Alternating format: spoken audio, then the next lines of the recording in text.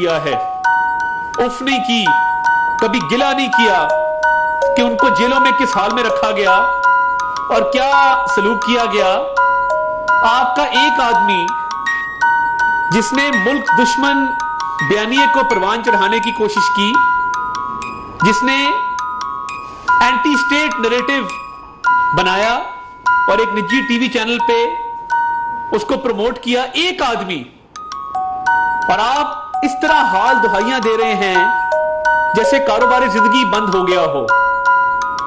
तब तो कोई क़यामत नहीं आई थी और आपके कान पे जूं नहीं रेंगी थी जब एक बेटी जो पब्लिक ऑफिस होल्डर नहीं है उसको दूसरी दफा अपने गिरफ्तार बाप, वो बाप जो कोट लखपत जेल में है, आपने मुलाकात के दौरान गिरफ्तार करवाया था सिर्फ बाप को अजियत देने के लिए और उसके बाद सजाए मौत की चक्की में रखा था।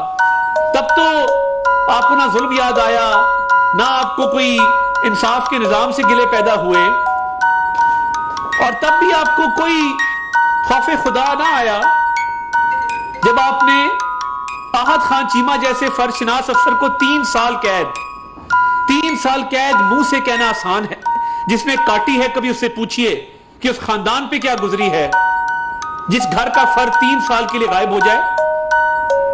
और जेल में जो सलूक किया जाता था, महकमा जेल खाना जात पंजाब हुकूमत की वजारत दाखिला का एक मतहत महकमा है और कंट्रोल उसको वजीर आजम हाउस में बैठा इमरान नियाजी करता था और शहजाद अकबर साहब करते थे। और उनकी मैनेजमेंट क्या थी, ये फिक्र नहीं थी कि मईशत डूब रही है, मुल्क को नुकसान हो रहा है।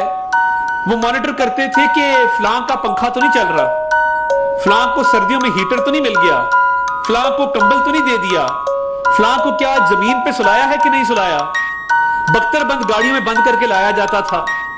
तो देखें, इतना रोना धोना ना करें, कोई क़यामत नहीं आ गई। एक शख्स ने एक मुल्क मुखालिफ बात की है, मुल्क दुश्मन बयानिए पर बात की है और वो एक प्रोसेस के मुताबिक उसकी कार्रवाई चल रही है। 2 दिन का रिमांड था। गजब खुदा का कि आप लोग बगावत पे उतर आए हैं। तो ये बड़ा बड़ा कुछ बर्दाश्त किया गया है इस मुल्क के अंदर। हमने जेलें भी काटी हैं, हमने मुश्किलें भी बर्दाश्त की हैं, मगर इस तरह से कभी रोना धोना नहीं किया जिस तरीके से आप आकर बिल्कुल ही, जब इंसान की बस हो जाए कि जी हमारे हाथ खड़े हैं तो कोई नहीं, बात की है तो थोड़ा बर्दाश्त करना भी सीखे। और मैं ये समझता हूं कि ये नाइंसाफी होगी अगर जिस्मानी रिमांड में तोसी नहीं की जाती, क्योंकि देखिए कानून के कुछ असूल हैं जिसके तहत बरामदगी है, इन्वेस्टिगेशन है, मजीद इस केस में पेशरफ्त के हवाले से तफ्तीश का अमल है। तो ये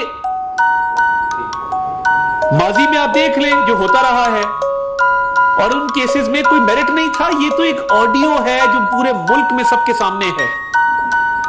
तो अब इमरान खान साहब भी आहिस्ता आहिस्ता, क्योंकि ऐसा शख्स है ना जो अपने मोहसिनों के जनाजे तक पर नहीं जाता, जो अपने इर्द गिर्द लोगों को टिश्यू पेपर की तरह इस्तेमाल करके फेंक देता है, वो भी अब कह रहा है कि जी वो ARY को नहीं पता था कि ये गुफ्तगू चलनी है। तो आप अगर इस साजिश का हिस्सा नहीं थे और आपसे ये बयान डिस्कस नहीं हुआ था, तो फिर आपको उस शख्स को चीफ ऑफ स्टाफ के ओहदे से हटा देना चाहिए।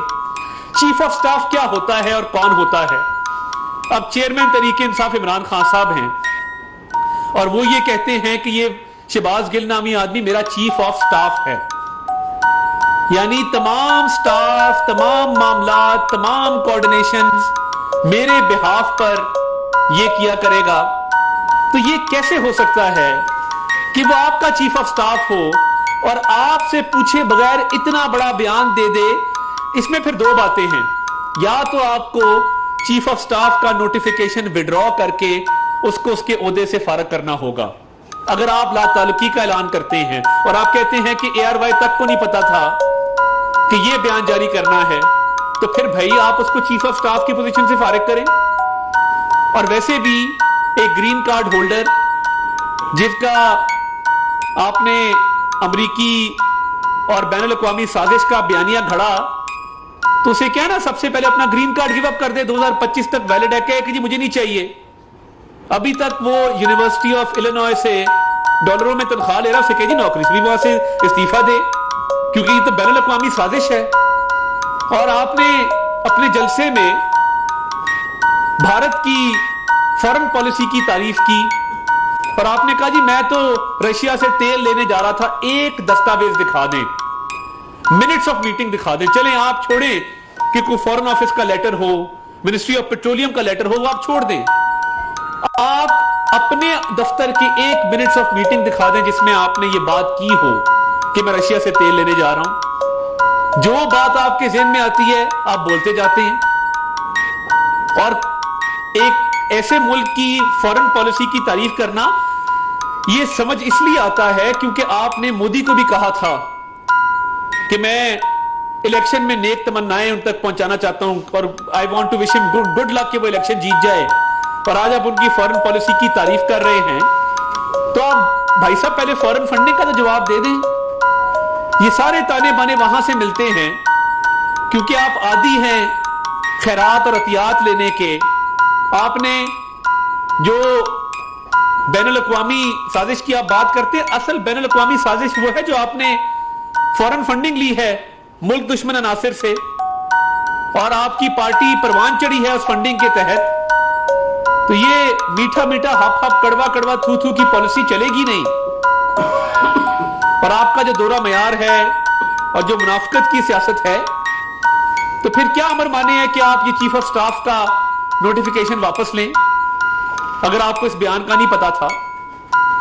تو یہ بڑے تلخ حقائق ہیں کہ ایک سیاسی جماعت جس نے انتشار کی سیاست کی ہے, منافقت کی سیاست کی ہے, گالم گلوچ کی, نفرت کی, شرمگیزی کی سیاست کی ہے, وہ آج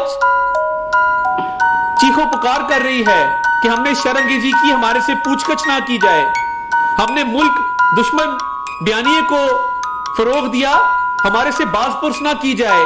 بھئی آپ انٹچیبل ہیں, آپ سیاہ کریں سفید کریں, آپ معلم جبا کریں, آپ فورن فنڈنگ کریں, آپ بی آر ٹی پشاور میں اربوں روپیہ کھا جائیں, آپ کو کوئی پوچھنے والا نہیں ہے. ایسا نہیں ہوگا, آپ کو عادت نہیں ہے, آپ بگڑے ہوئے ہیں, آپ کو عادت پڑ گئی ہے کہ آپ بڑے سے بڑی سیاہکاری بھی کریں تو آپ چھٹ جاتے ہیں, آپ کے خلاف کوئی کاروائی نہیں ہوتی. ایسا نہیں ہوگا, بہت ہو گیا.